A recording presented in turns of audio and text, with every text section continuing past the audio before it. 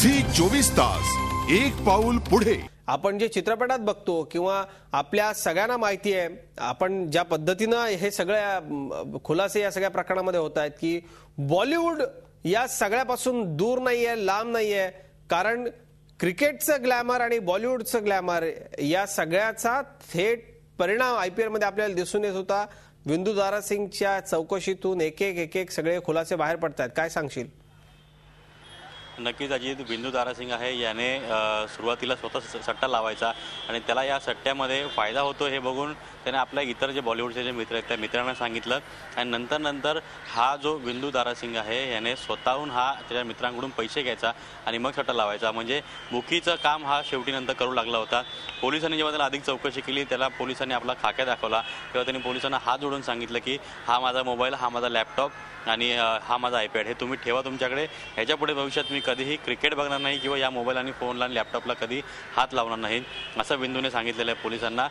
ज्यावेळी श्रीशांत आणि श्रीशांत, अजित चंडेला आणि अंकित चव्हाण या तिघांना दिल्ली पोलिसांनी अटक केली। त्यानंतर 17 मेला ज्युपिटर आहे, एक ज्युपिटर आहे, त्याबरोबर संजय जयपूर, पवन जयपूर या तिघांना विंदू दारासिंगने मुंबईला बोलवलं आणि मुंबई इंटरनॅशनल एअरपोर्टवर त्यांची राहण्याची सोय केली। त्याचबरोबर आपल्याच गाडीतून त्यांना तो घेऊन गेला आणि दुबईची तिकीटं काढून त्यांना दुबईला त्याने रवाना केली। रमेश व्यासचं नाव येत होतं।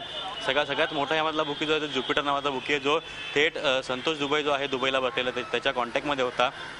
कारण का हा जो आहे दुबईला बसलेला जो दुबई नावाचा जो जे एक बुकी आहे त्याचे थेट संबंध अनीस इब्राहिम आणि दाऊदशी होते।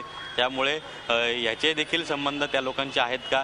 ज्युपिटर हा जो एक मोठा बुकी आहे त्याचे संबंध थेट अनीस इब्राहिमशी होते। त्यामुळे विंदू दारासिंग आहे त्याचे संबंध देखील अनीस इब्राहिमशी आहेत का या संपूर्ण एका घटनेत देखील पोलीस तपास करत आहेत। विंदूचे अंडरवर्ल्ड कनेक्शन आहेत का याचाही तपास आता पोलीस करत आहेत।